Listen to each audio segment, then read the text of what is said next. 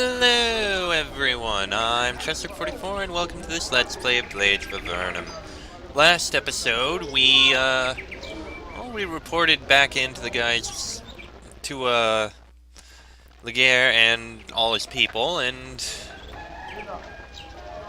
had also, solved an issue that Thasica had.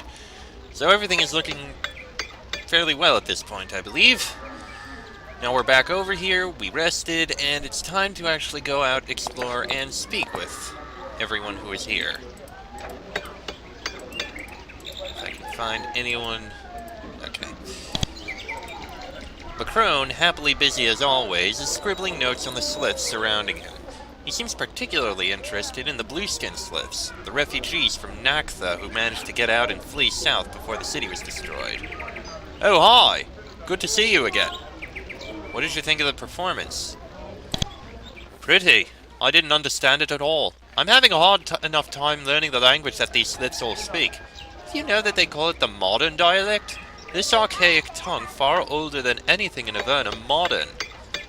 So you can't speak the slith tongue well yet. He gives you a demonstration. He speaks with an accent that makes his words almost incomprehensible. You shake your head. You are fortunate to have learned this old dialect through mind crystals. What else have you learned about their dialects? Oh, glad you asked. He pulls out a pad upon which he made many notes. The language of the Kalthanad is called Classical Slith. Well, that's not their term for it. Their term is... I can't pronounce it. But it means Classical Slith. It was spoken long ago, supposedly first by Kalthas, who wandered among the sliths whom he had conquered and picked up all of their dialects, until he combined them all into one, which became the official dialect of the Empire. His finger moves to another note. Later, the language continued to evolve, and eventually it was so different that the sliths decided to change it officially. They created modern slith, which has been the spoken language for a few hundred years now. Apparently, the sliths of Avernum speak some sort of barbarized form. I tried to speak the Avernite tongue to them, and they spit at me a term which I think translates as barbaric slith. They don't think highly of it. Hopefully it only means barbaric slith and not a much more crude version of that. Have you learned anything interesting from the Thasicans? Oh, yes. I've learned the way that they fish, and I've learned the types of metal that they find in the quarry, and I've learned the prayers that they recite before dinner every night. And I've learned all sorts of other things. Nothing that would be useful to you, I think. Quite. It's good to speak with you again. Now, let us see if we can find anyone else in here. Ah, Silthok. Silthok is here, wandering through the main square, speaking with each merchant and bargaining over items. He stops as you approach, clearly hoping that you will make a purchase or two. What do you think of the trip so far? Very interesting and very hopeful.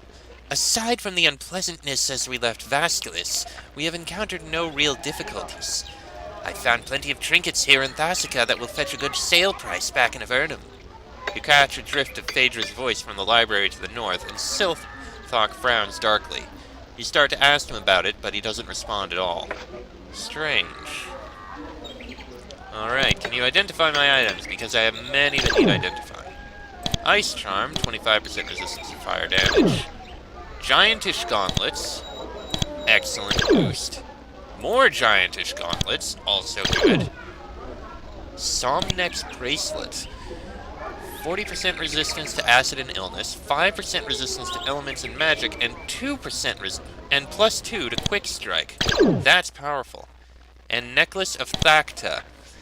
30% chance of saving life, 10% chance to hit in melee, plus 3 levels of melee damage, and plus 2 to parry. That is incredible. Okay, the Blade Master's Bracelet... Wait, I've got plus 4 to melee weapons? You've both got pluses to melee weapons. Maybe that's why I can't get Blade Master. Those bonuses aren't going as well.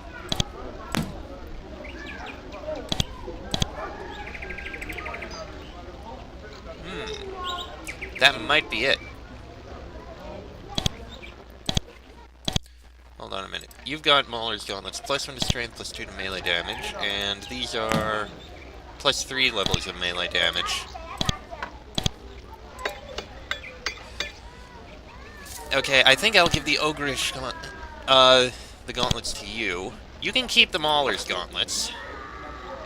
Even though the Giantish Gauntlets are 7 to 9, which are much better.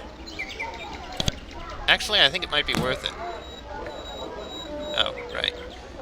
Can you teach me anything? Okay, that's just all elixirs and the like. Okay, let's swap these things around. You'll get Giantish Gauntlets. And you'll get Giantish Gauntlets.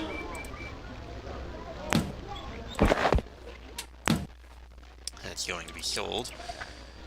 Alright, now let's see here. We've got Necklace of Thacta and Somnek's Bracelet.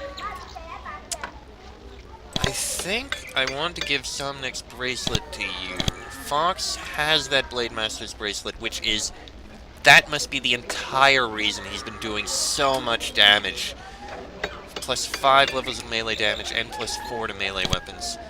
Plus he's going to get another 3 levels to melee damage. She's getting a bonus of 3 from this. Oh, but she's also getting a bonus of 2 from the Warrior's Bracelet. But she swaps out the Necklace of Thacta for the War Charm. I think that's worth it. Definitely worth it. That'll balance out the fact she hasn't been doing anywhere near as much. And Somnek's Bracelet will remove 2. So she's gaining 3, losing 2, and losing 2 to melee weapons, which I will need to improve. Can I improve it yet? No. Melee weapons is 12, and Fox is 14. I did not realize. Does Blade Master require other things, maybe? Maybe it requires that. Don't know. I still need to look that up. Alright, Somnek's Bracelet. I mean, the acid and illness resistance isn't that helpful. It's mainly the elements and magic, and the +2 the quick strike that's useful. And I feel like this is more useful to us right now, because it gives more bonuses that she uses more often. You've got a Priest's Bracelet, and not getting rid of that, and you've got a Mage's Bracelet, not getting rid of that. So, as interesting as it is, like I said, from what I've seen, acid and illness, these resistances will not be very useful. We don't deal with acid or illness. We rarely deal with acid, and illness I've never had to deal with. So that's not useful. It would only be elements and magic resistance, and +2 to quick strike. Which I think we're fine without. So, let's get all these things sold. All the things we have to sell. Oh yes, and the Ice Charm, which we don't need.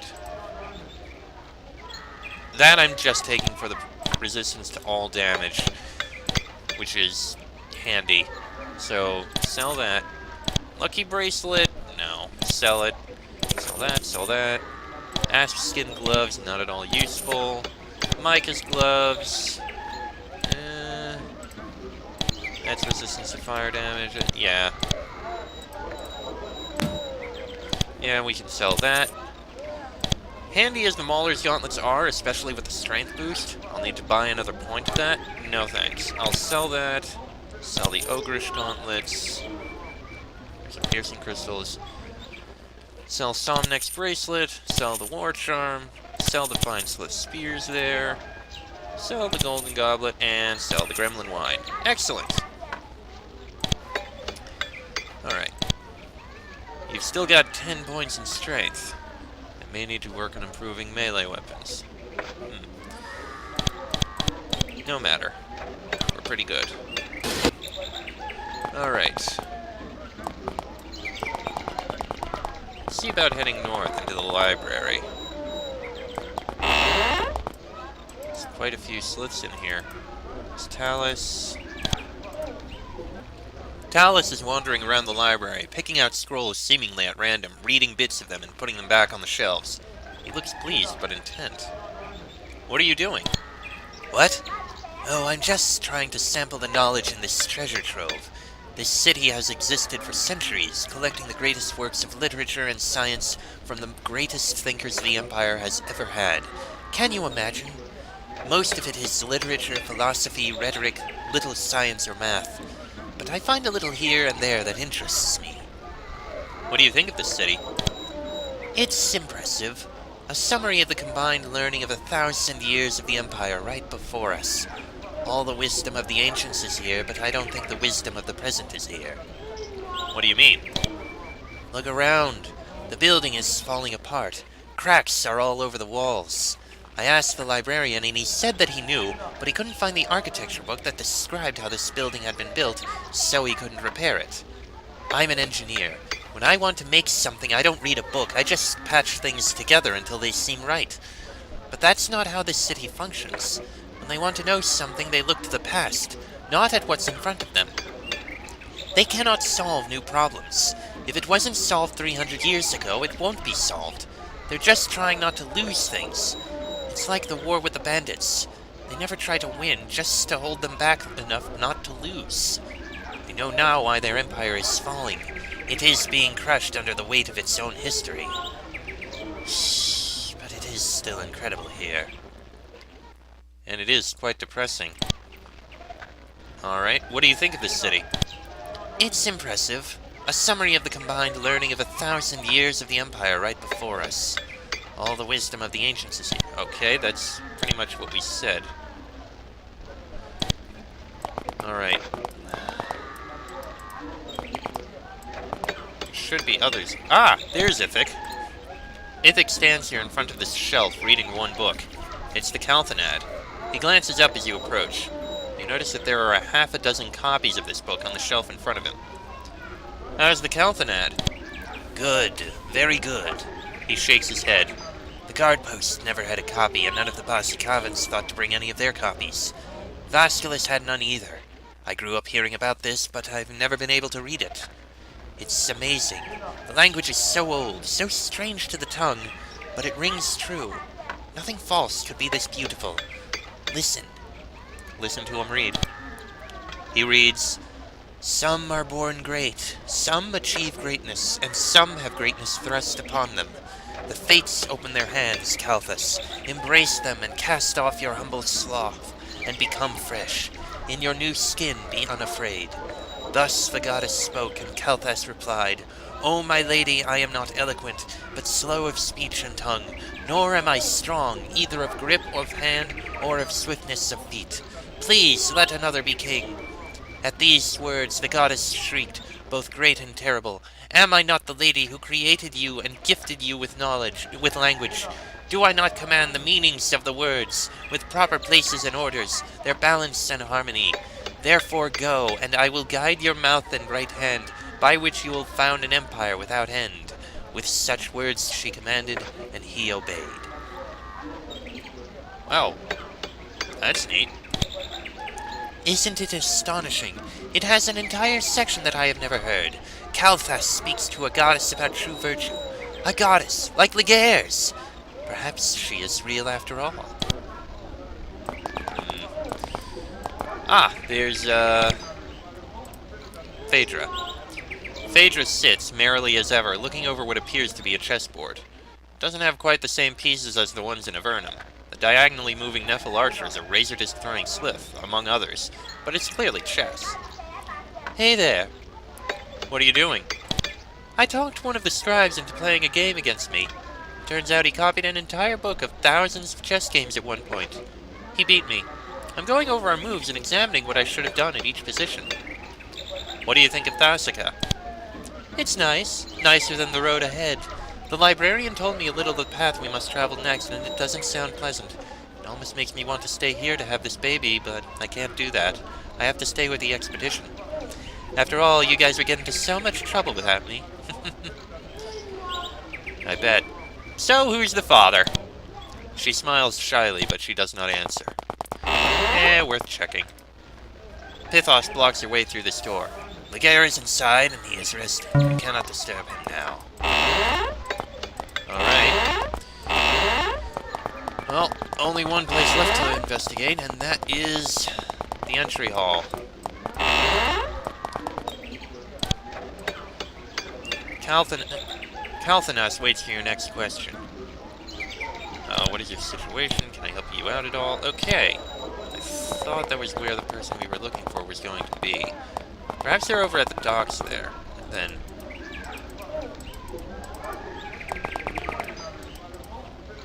Duras. Hello to you, this boat worker says in between hammer blows. My name is Duras. You are welcome here by the will of Sathos. You work on boats? Yes, he says, gesturing to the one in front of him. I mostly repair them. Thasica lives on in the fishing that we do around here, but these boats are all very old, and we don't have much good wood left on this island to make whole new boats. I have to fix the ones that break, since few others know how. I worry sometimes, though. I have no apprentices or young slaves interested in my work. When I grow old and can no longer work, I do not know how we will continue to fish. Or perhaps, more importantly, how we will continue to bring back metal from the quarry in the southwest. It is vital to our survival, with barbarians around all the time, but we need good boats for it, and no one is learning the trade. Who is Sathos? The mightiest god of all, Duras answers, striking the boat particularly hard after this statement. He is the lord of all the other gods, the serpent god, the creator and bringer of life. Alright. So there's still someone we're looking for. I've already blanked on the name. Sorry. It must be somewhere. Maybe if I just speak with Pithos.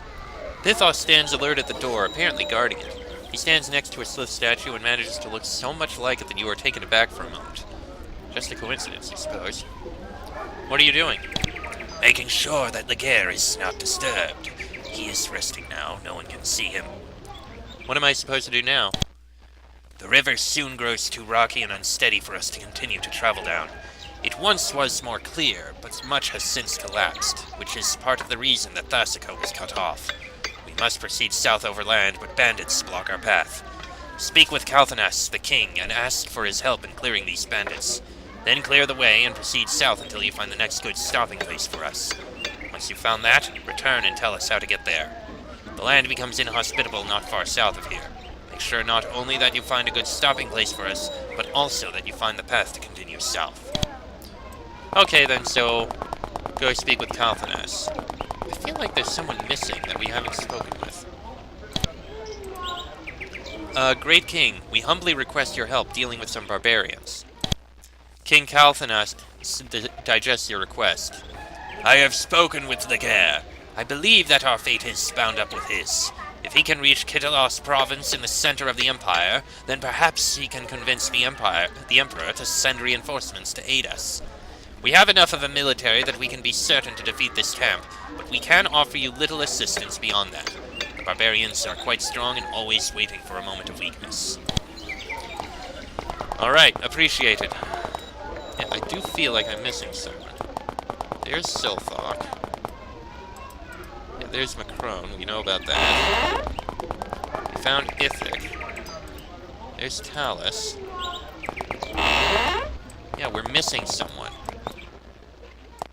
Can't remember their name, but we are missing someone.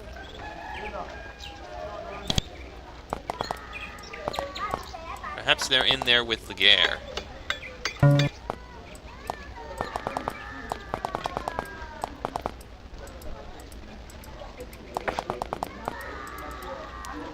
It's possible that that's where they are. Unless they're around the outside somewhere.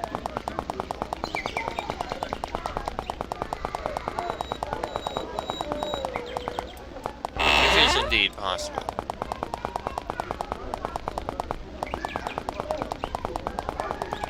But it looks like that's not the case.